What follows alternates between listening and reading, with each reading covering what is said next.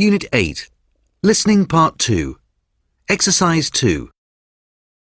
So, I'm going to tell you about my dad's 10 minutes of fame. It was when he starred on a TV show a few years ago, and it happened like this. The family had a small shop just round the corner from where we live, and one day my aunt was working there on her own when a TV producer just happened to walk in and ask her if she'd like to take part in this quiz show called The Big Question. That was a big show, you remember, when we were small kids. I suppose he thought she'd look good on TV, sort of photogenic. Anyway, when she was asked, she just refused to even consider it. She said she was afraid she'd get so nervous that she'd be unable to say a word when a question came to her. My elder sister, who was only 11 at the time, told her she should go because it was the chance of a lifetime. But no one could say anything that'd make her change her mind. Just by chance, at that moment, my dad walked in. Well, he saw his opportunity and offered to go on the show himself.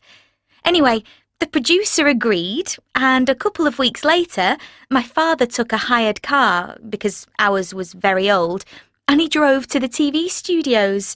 I don't think he trusted the trains to arrive on time, but I reckon there must have been quite a chance he'd get stuck in traffic. You know what it's like round London.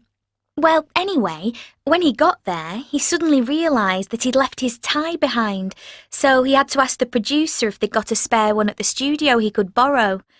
Anyway, he was told he didn't need one, or a jacket for that matter either. Oh, and I forgot to say, he didn't really study for the show, you know, by reading encyclopedias and so on. In fact, I don't think we've ever had an encyclopedia in the house, though I did suggest buying one for the occasion. I suppose he could have gone online, but as far as I know, he didn't. He told me later that the only thing he'd done was what he always did in the evening, which was read the popular press that we hadn't sold during the day and pick up lots of trivial facts. Anyway, later what he told me was that before the show, he stood around with the other participants in somewhere called the Green Room, where they chatted to each other and were given something to eat and drink, and they got to know each other a bit. My dad felt a bit intimidated, I think, because the other competitors seemed very confident and looked really keen. My dad was expecting them to be doctors or lawyers or something, but in fact, although one of the women really was a university lecturer, the others were a bus driver and somebody who worked in a bank, so quite a mixture. When the show started, I think my dad felt quite lucky and very surprised to be able to answer his questions, which were all about general knowledge and nothing too specialist, because he actually managed to win. Anyway, he did the show, which was recorded, and all of us were longing to see him in it, especially as we knew he'd won. We thought it'd be broadcast like the following week, so it'd be really up to date, but in fact, it came on nearly 2 months later, and we almost missed it, because we'd almost forgotten about it by then. But it was good, because for weeks after, people were stopping my dad in the street and saying, "Didn't I see you on The Big Question?"